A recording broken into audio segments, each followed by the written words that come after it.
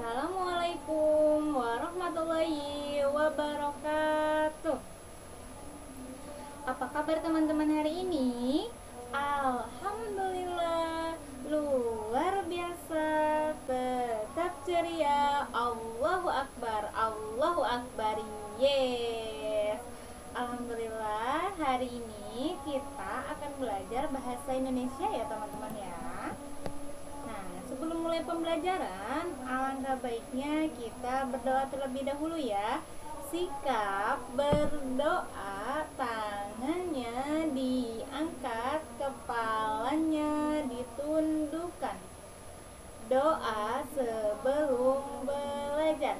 Bismillahirrahmanirrahim. Rabbi zidni ilman warzuqni fahman. Ya Allah, tambahkanlah ilmu kepadaku dan berikanlah aku kepahaman. Amin. Alhamdulillah, terima kasih teman-teman yang sudah berdoa dengan khusyuk, mengangkat tangannya dan menundukkan kepalanya ya. Nah, hari ini kita akan belajar tema 8, keselamatan di rumah dan perjalanan, dan subtema 1, aturan keselamatan di rumah ya. Teman-teman, di sini ada keterangan dari Al-Qur'an ya. Surat An-Nur ayat 54 ya. Katakanlah, taatlah kepada Allah dan taatlah kepada Rasul. Jika kamu berpaling, maka sesungguhnya kewajiban Rasul Muhammad SAW itu hanyalah apa yang dibebankan kepadanya, dan kewajiban kamu hanyalah apa yang dibebankan kepadamu. Jika kamu taat kepadanya, niscaya kamu mendapat petunjuk. Kewajiban Rasul hanyalah menyampaikan amanat dari Allah dengan jelas.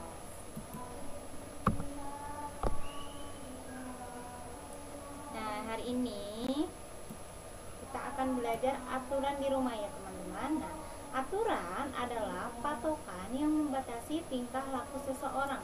Keselamatan adalah suatu keadaan aman baik secara fisik maupun sosial. Itu adalah pengertian aturan dan keselamatan.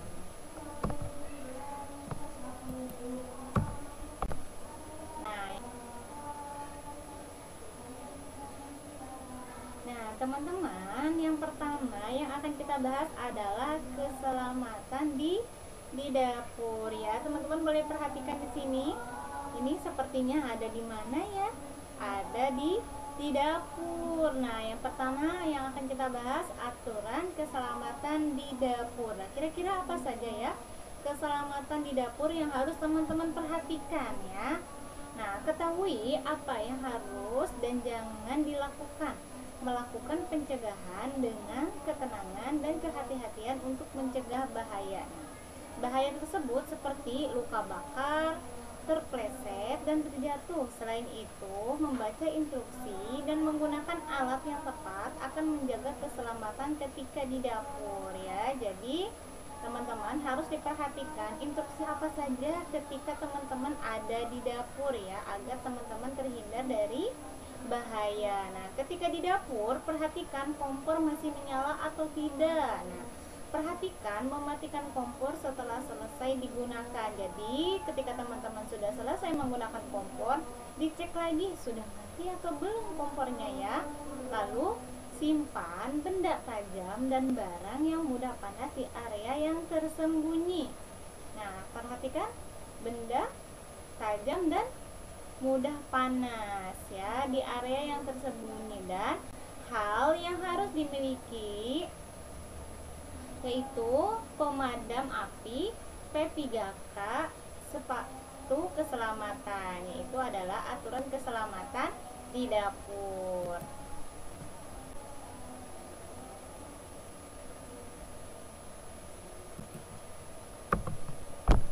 Yang selanjutnya kita akan membahas apa ini? Boleh teman-teman perhatikan.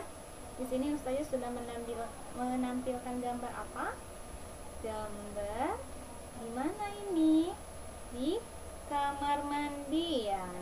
adalah aturan keselamatan di kamar mandi ya.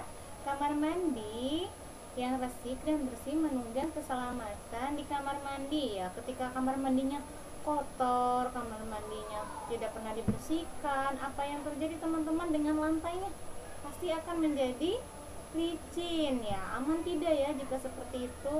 Sepertinya juga tidak aman. Nah, potensi bahaya ketika di kamar mandi adalah terjatuh dan terpleset. Nah, padahal yang dilakukan untuk mencegah kecelakaan terjadi ketika di kamar mandi misalnya menggunakan alas kaki, menggunakan air dan sabun secukupnya, sediakan juga obat-obatan dan P3K untuk pertolongan pertama.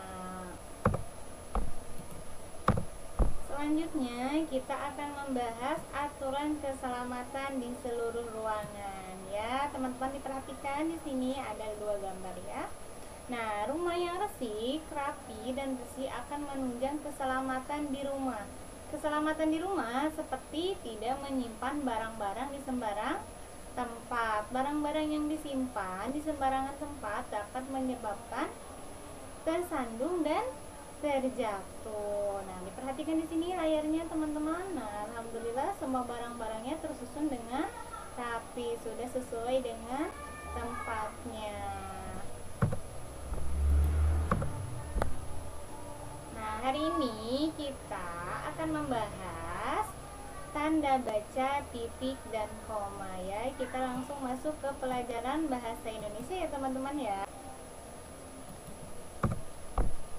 Nah, di sini kita akan belajar tanda baca seperti tanda titik. Nah, ini adalah tanda titik dan tanda koma. Nah, ini ya, teman-teman. Ini adalah tanda titik dan ini adalah tanda koma. Ustazah yakin teman-teman sudah mengenal tanda baca titik dan tanda koma ya. Nah, di dalam sebuah kalimat sangat mudah sekali teman-teman menemukan tanda-tanda baca tersebut. Nah, namun selain tanda baca itu ternyata masih ada beberapa tanda baca yang penting kamu ketahui penulisan dan penggunaannya dalam sebuah kalimat. Tetapi hari ini kita akan membahas 2 saja ya. Tanda baca titik dan tanda baca koma. Hanya 2 saja hari ini ya.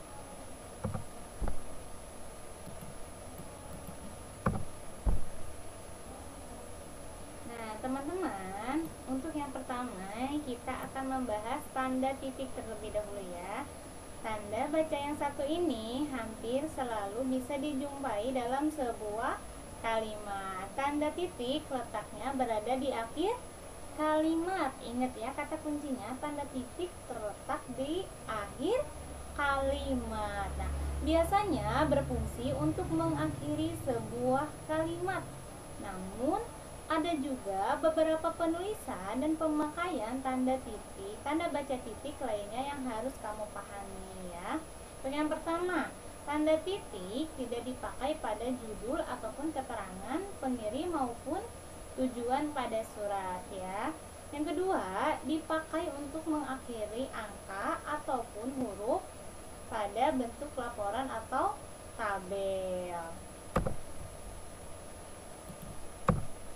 Yang selanjutnya tanda koma ya. Tadi kita sudah membahas tanda titik. Untuk sekarang kita akan membahas tanda koma.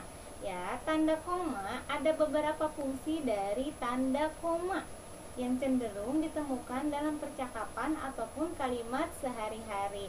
Berikut ini adalah pemakaian dan penulisan tanda koma. Nah, ini ya tanda koma, ini tanda koma juga yang tepat dalam bahasa Indonesia. Contohnya di sini, ibu membeli ayam, koma, telur, koma, sayuran, koma, dan bumbu dapur di pasar. Nah, di sini diperhatikan ada tanda titik karena di akhir kalimat. Lalu tanda koma ini artinya menjadi pemisah antara anak kalimat yang letaknya berada mendahului induk kalimat ya. Ini contohnya ya, teman-teman.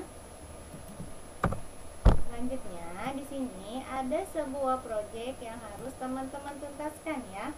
Proyeknya yaitu Yang pertama, buatlah jadwal kegiatan di rumah dengan memperhatikan penggunaan huruf kapital dan tanda baca ya. Yang harus teman-teman perhatikan adalah huruf kapital dan tanda baca ya. Tanda bacanya tadi ada berapa yang sudah kita bahas? Ada 2 ya, tanda baca titik dan tanda baca koma. Untuk contohnya nanti Ustazah berikan di Google Classroom-nya. Jadi teman-teman silakan dicek untuk contoh jadwal kegiatan di rumah ya.